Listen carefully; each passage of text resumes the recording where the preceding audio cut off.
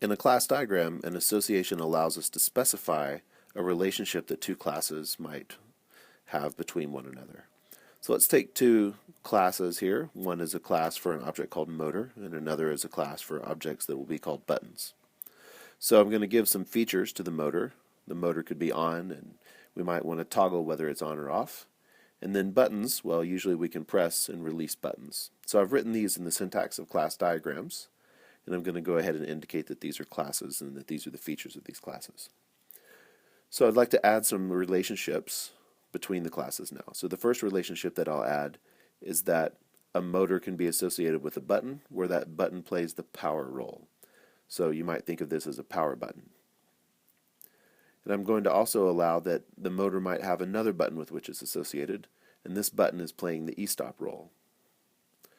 So this allows me to have a button that takes one role if it's associated with the motor for e-stop and another role if it's associated with the motor for power.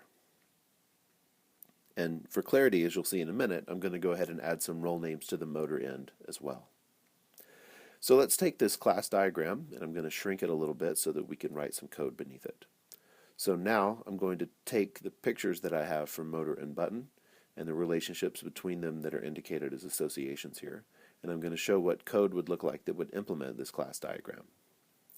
So I have a class motor, and now I'm going to use the syntax of C++ instead of the syntax of the class diagrams in UML. So this motor has a Boolean returned operation called isOn and another called toggle that returns void. So that makes up this bit of the class at first. So now what I'm going to do is take the next step. So I'm going to indicate first of all that this is in one file. This is clearly some code that I'm writing. And in another file I'm going to put the definition of the button class. So class button, and it also has two features that I'm going to indicate in C++ syntax, press and release. So now I'm going to look at the associations between these classes, and I'm going to create some more features of the code that are not indicated as features in the class diagram. So in the diagram they're indicated as associations, but they get turned into features in the output code. So the first is that I'm going to indicate that the motor has a relationship with button, and the role that that button is playing is power. So I'm getting the name power from here. I'm indicating that power is the role that button is playing here. And so when the motor says it wants to get its power button, have access to its power button, that's indicated in this instance name that I use for button. The other role that a button could play is that it could be an e-stop button. And again, I got the name e-stop from here. So now if I look at the button side, I can have a motor,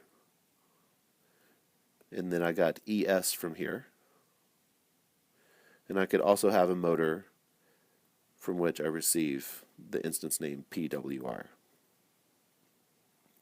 So in this fairly straightforward way, I was able to show some code that implements this class diagram, but I didn't have to indicate power, e-stop, ES, and PWR as features of the class.